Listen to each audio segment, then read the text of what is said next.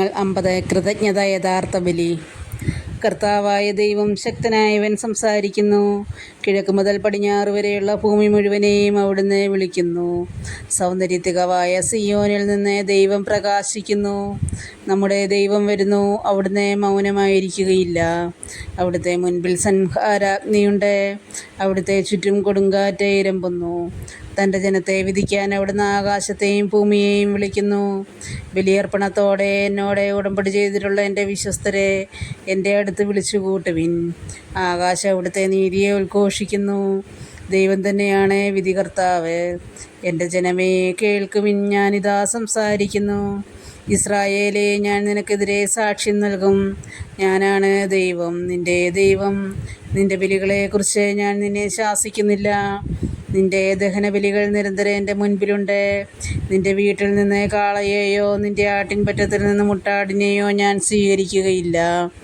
വനത്തിലെ സർവ്വമൃഗങ്ങളും കുന്നുകളിലെ ആയിരക്കണക്കിന് കന്നുകാലികളും എൻ്റേതാണ്.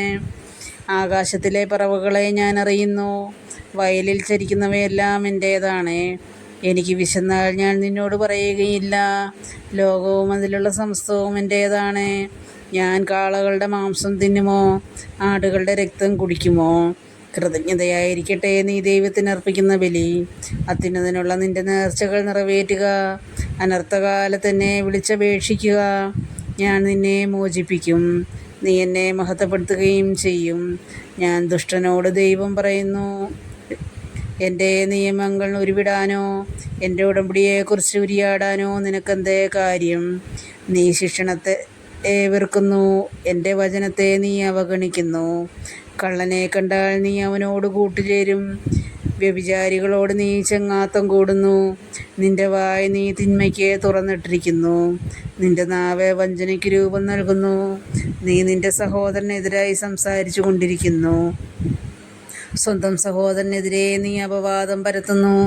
നീ ഇതെല്ലാം ചെയ്തിട്ടും ഞാൻ മൗനം ദീക്ഷിച്ചു. നിന്നെ പോലെയാണ് ഞാനും എന്ന് നീ കരുതി. എന്നാൽ ഇപ്പോൾ ഞാൻ നിന്നെ ശാസിക്കുന്നു. നിൻ്റെ മുൻപിൽ ഞാൻ കുറ്റങ്ങൾ നിരത്തി വയ്ക്കുന്നു. ദൈവത്തെ മറക്കുന്നവരെ ഓർമ്മയിലിരിക്കട്ടെ, അല്ലെങ്കിൽ ഞാൻ നിങ്ങളെ ചീന്തിക്കളയും. രക്ഷിക്കാൻ ആരും ഉണ്ടായിരിക്കുകയില്ല. ബലിയായി കൃതജ്ഞത അർപ്പിക്കുന്നവൻ എന്നെ ബഹുമാനിക്കുന്നു. നേരായ മാർഗത്തിൽ ചരിക്കുന്നവനെ ദൈവത്തിൻ്റെ രക്ഷ ഞാൻ കാണിച്ചു കൊടുക്കും.